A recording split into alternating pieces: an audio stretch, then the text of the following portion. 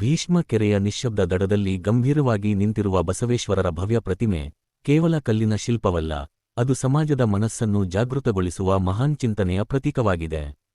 ಈ ಪ್ರತಿಮೆ 12ನೇ ಶತಮಾನದ ಮಹಾನ್ ಸಮಾಜ ಸುಧಾರಕ ಹಾಗೂ ವಚನಕಾರರಾದ ಬಸವಣ್ಣ ಅವರ ಆದರ್ಶಗಳನ್ನು ನೆನಪಿಸುವ ಜೀವಂತ ಸ್ಮಾರಕವಾಗಿದೆ. ಬಸವಣ್ಣನವರು ಸಾರಿದ ತತ್ವಗಳು, ಸಮಾನತೆ, ಶ್ರಮದ ಗೌರವ ಮತ್ತು ಸರಳ ಭಕ್ತಿ ಇಂದಿಗೂ ನಮ್ಮ ಸಮಾಜಕ್ಕೆ ದಾರಿ ತೋರಿಸುತ್ತಿವೆ. ಜಾತಿ, ವರ್ಗ, ಲಿಂಗಭೇದವಿಲ್ಲದೆ ಪ್ರತಿಯೊಬ್ಬರೂ ಸಮಾನರು ಎಂಬ ಸಂದೇಶವನ್ನು ಅವರು ತಮ್ಮ ವಚನಗಳ ಮೂಲಕ ಜನಮನದಲ್ಲಿ ಬಿತ್ತಿದರು. ಕಾಯಕವೇ ಕೈಲಾಸ ಎಂಬ ತತ್ವದ ಮೂಲಕ ದುಡಿಮೆ ಮತ್ತು ಪ್ರಾಮಾಣಿಕತೆಯೇ ದೇವರ ಆರಾಧನೆ ಎಂದು ಅವರು ಸಾರಿದರು. ಭೀಷ್ಮ ಕೆರೆಯ ಪಕ್ಕದಲ್ಲಿರುವ ಈ ಬಸವೇಶ್ವರ ಪ್ರತಿಮೆ ಈ ತತ್ವಗಳನ್ನು ಶಾಂತವಾಗಿ ನೆನಪಿಸುವಂತೆ ನಿಂತಿದೆ.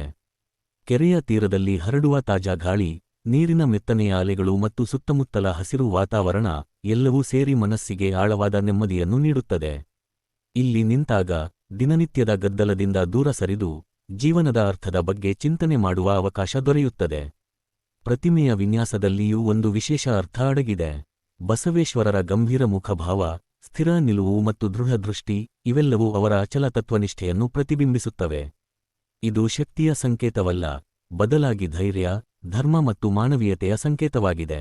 ಈ ಪ್ರತಿಮೆ ಮೌನವಾಗಿ ನಿಂತುಕೊಂಡು ಸಹ ಸಾವಿರಾರು ಮಾತುಗಳನ್ನು ಹೇಳುತ್ತದೆ. ಸಂಜೆಯ ಸಮಯದಲ್ಲಿ ಭೀಷ್ಮ ಕೆರೆಯ ಸೌಂದರ್ಯ ಇನ್ನಷ್ಟು ಮಿಂಚುತ್ತದೆ.